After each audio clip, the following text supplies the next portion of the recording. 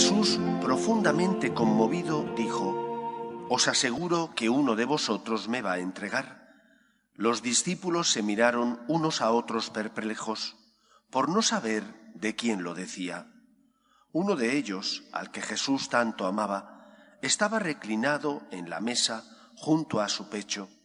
Simón Pedro le hizo señas para que averiguase por quién lo decía. Entonces él, apoyándose en el pecho de Jesús, le preguntó: «Señor, ¿quién es?». Le contestó Jesús: «Aquel a quien yo le dé este trozo de pan untado». Y untando el pan, se lo dio a Judas, hijo de Simón el Iscariote. Detrás del pan entró en él Satanás. Entonces Jesús le dijo: «Lo que tienes que hacer, hazlo enseguida». Ninguno de los comensales entendió a qué se refería. Como Judas guardaba la bolsa, algunos suponían que Jesús le encargaba comprar lo necesario para la fiesta o dar algo a los pobres. Judas, después de tomar el pan, salió inmediatamente. Era de noche. Cuando salió, dijo Jesús: «Ahora es glorificado el Hijo del Hombre, y Dios es glorificado en él. Si Dios es glorificado en él, también Dios lo glorificará en sí mismo. Pronto lo glorificará. Hijos míos, me queda poco de estar con vosotros. Me buscaréis, pero lo que dije a los judíos os lo digo ahora a vosotros. Donde yo voy, vosotros no podéis ir». Simón Pedro le dijo: «Señor, ¿a dónde vas?». Jesús le respondió: «A donde yo voy no me puedes acompañar ahora, me acompañarás más tarde». Pedro replicó: «Señor, ¿por qué no puedo acompañarte ahora? Te daré mi vida por ti». Jesús le contestó: «¿Con que darás tu vida por mí? Te aseguro que no cantará el gallo antes que me hayas negado 3 veces». Palabra del Señor. Gloria a ti, Señor Jesús.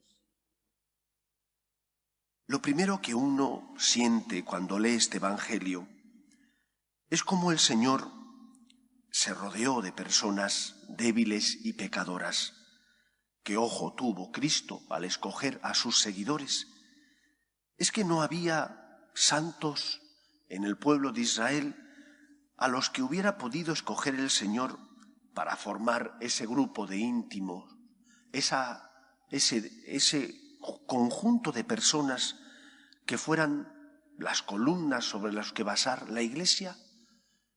Posiblemente habría más santos que los que Cristo eligió, pero el Señor les eligió no por su santidad, sino a pesar de su pecado.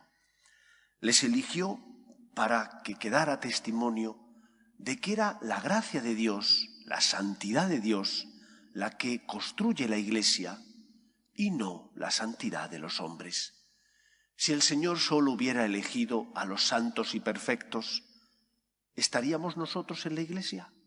Si el Señor solo hubiera elegido a aquellos que hubieran podido corresponderle dignamente, ¿estaríamos tú y yo aquí hoy? Posiblemente no, porque cuando uno mira su interior se da cuenta de su miseria, de su flaqueza, de su debilidad, y por lo tanto es consciente de que si sigue al Señor no es porque Él sea digno de seguirle, sino porque el Señor se hace humilde y acoge a todos aquellos que quieren ir en pos de Él. El Señor nos llama a seguirle no por nuestra santidad, sino porque es rico en misericordia.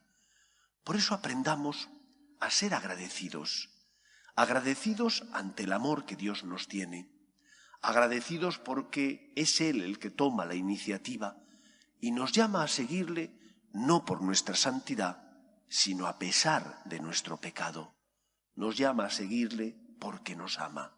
Nos llama a seguirle porque quiere hacernos felices. Nos llama a seguirle porque es Él el que con su gracia transformará nuestro corazón, purificará nuestra vida y nos hará dignos de formar parte del cuerpo místico de Cristo, que es la Iglesia.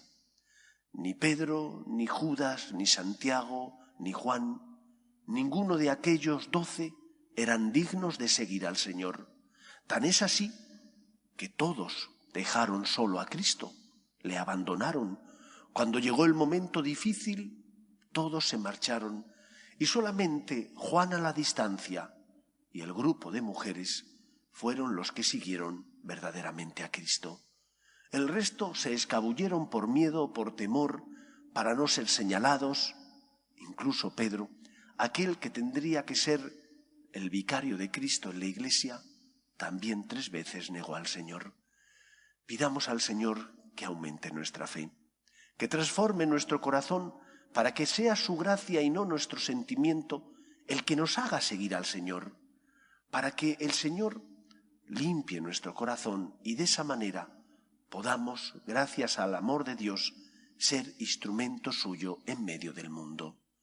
En segundo lugar, una vez que eres consciente del amor que Dios te tiene y de que no son tus fuerzas, ni son tus dones, ni son tus obras las que te hacen merecedor de la misericordia divina, lucha por no caer en el pecado, lucha por no claudicar ante la tentación.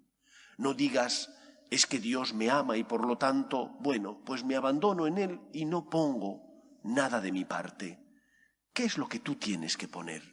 Por una parte, tu deseo de amar a Dios, de seguirle. Por otra, se tiene que transformar eso en tu vida, en las buenas obras que la gracia del Señor hace en ti, pero que también tú deseas realizar. Por eso empieza por cosas concretas y pequeñas. Como el buen profesor que enseña a sus alumnos primero lo esencial, para ir después complicando la cosa, para enseñarles cosas más difíciles, lo mismo nosotros. Empecemos por cosas concretas y sencillas de la vida. Empecemos por aquello que puede parecer más insignificante, pero que hace que vayamos acostumbrándonos a vivir de una determinada manera, a instaurar en nosotros lo que llamamos virtudes, que son pequeños gestos de cada día que nos ayudan a hacer el bien y a evitar el mal con la ayuda de la gracia de Dios.